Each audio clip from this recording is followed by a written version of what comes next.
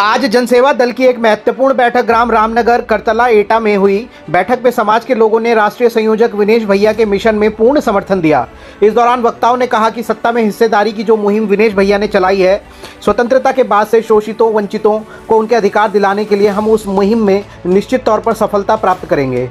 और सभी ने एकजुट होकर नारे लगाए, हम सबका बल जनसेवा दल। वक्ताओं ने आगे कहा कि हमें सिर्फ एक ही उद्देश्य की पूर्ति हेतु प्रयास, मार्गदर्शन, सभाएं और सभी को सम्मान देते हुए बातचीत करनी चाहिए कि सत्ता में हिस्सेदारी कैसे मिले, जिसे संगठित होकर आपसी सहयोग, समर्थन, समर्पण और बगैर आपसी मतभेदों के प्राप्त करना संभव नहीं है। इसलिए सभी लोगों को जनसेवा दल के बैनर तले आकर इस लड़ाई को लड़ना होगा।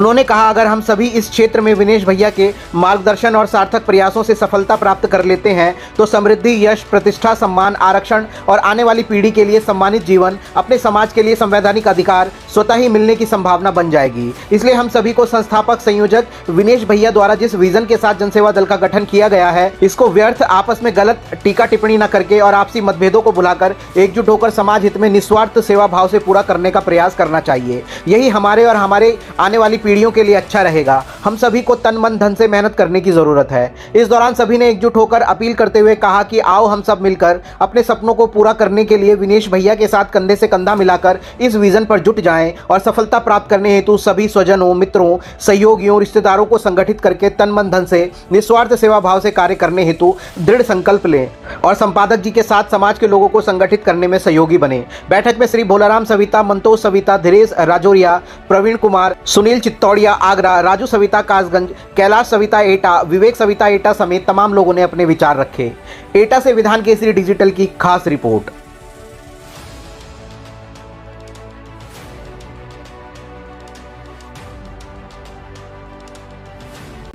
जन सेवा दल को बहुत जल्दी ऊंचाइयों पर ले जाने का कार्य करेगी। इसलिए मैं यहाँ बैठी सभी माताएं बहनों को प्रणाम करता हूँ और मेरे बुजुर्ग, सम्मानित साथी, मेरे भाई, दोस्त, छोटे भाई, मेरी बहनें, मैं सभी को नमन प्रणाम करता हूँ। हम लोगों का यहाँ आने का विजन है कि हमारे समाज में जो उत्पीड़न हो रहे हैं, हमारी कोई बात नहीं सुनी जाती, हमारा कोई सांसद नहीं, विधायक नहीं, मंत्री नहीं, और हम अपने गांव में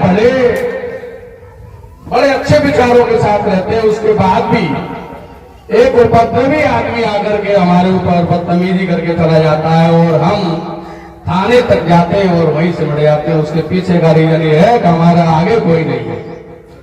अगर हमारा विधानसभा और राज्यसभा में हो तो हम भी अपने गर्व के साथ खड़े होकर के अपनी बात रख दें और लोगों को ये बता दें कि हम भी आपके समान हैं और हमारा भी सम्मान आपके समान है।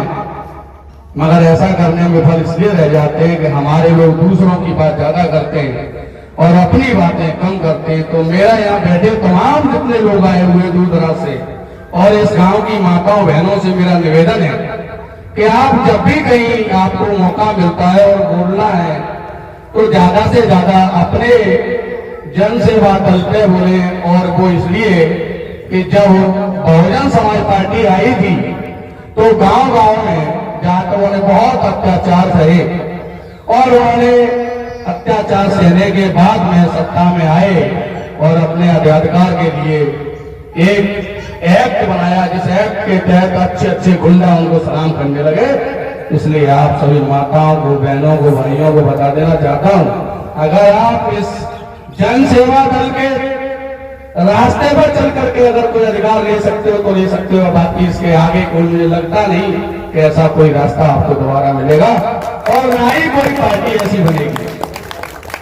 क्योंकि ये जो पार्टी बनी है, इस पार्टी के जो मुखिया हैं, उन्होंने अपने आप को 57 साल की एज में मृत घोषित कर दिया और उनका पुनर्जन्म हुआ है। और ये जन्म सिर्फ उनका कहना है, ये जन्म सिर्फ मेरे समाज के लिए हुआ है, मेरी माता बहन, मेरे युवा साथियों के लिए हुआ है और मैं इनके लिए संघर्ष करूंगा और जब तक जीऊंगा तब तक अपने समाज के बहन, बेटी, भाई, चाचा, ताऊ, भतीजा, जहां तक मेरे सुनने में आएगा तो वहां मेरे समाज के किसी साथी के साथ उत्पीड़न हुआ है तो मैं अपने इस संगठन के माध्यम से उसकी मदद कराने की कोशिश करूंगा। ये संगठन इसलिए बनाया गया है। आप सभी आज से जब भी अपनी बात रखें तो सिर्फ और सिर्फ अपने संगठन की बात रखें, क्योंकि बहुत सारी बातें आप दूसरों के लिए करते हैं। क्योंकि ये जाति इस हिंदुस्तान में ब्राह्मण प्रचार करता है और उसके बाद नाई प्रचार करता है। इसलिए मैं नंदवंशी शेरों आपसे कहना चाहूंगा कि नाई टाइटल हटा करके नंदवंशी का टाइटल बनाना चाहते हो तो उसका आपके पास रीजन है जनसेवा दल। ये जनसेवा दल ही आपको सम्मान दिला सकता है, इसके अलावा कोई दल आपको सम्मान नहीं दिला सकता।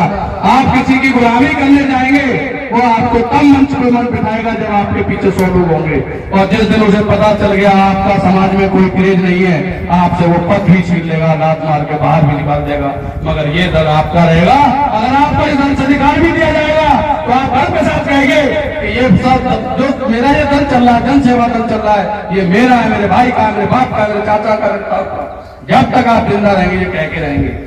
जैसे आज बहुजन समाज पार्टी में कुछ भी नहीं है, एक विधायक है मात्र, उसके बाद भी वो लोग झंडा लगा के चलते हैं और कह देते हैं गर्व से कि हमारी माननीय बहन जी का आदेश है कि हम आज वहां पे सभा करेंगे। ऐसे ही आप सबके पास में विजन है कि जब भी कहीं कोई प्रोग्राम करने का मौका मिले तो आप अपने समाज में, भाई में, जितने भी आप दोस्त जो भी हो, सबसे आग्रह करें कि आप चलिए वहां प्रोग्राम में, क्योंकि आज तक हम आपके साथ गए, आज आप हमारे साथ चलिए।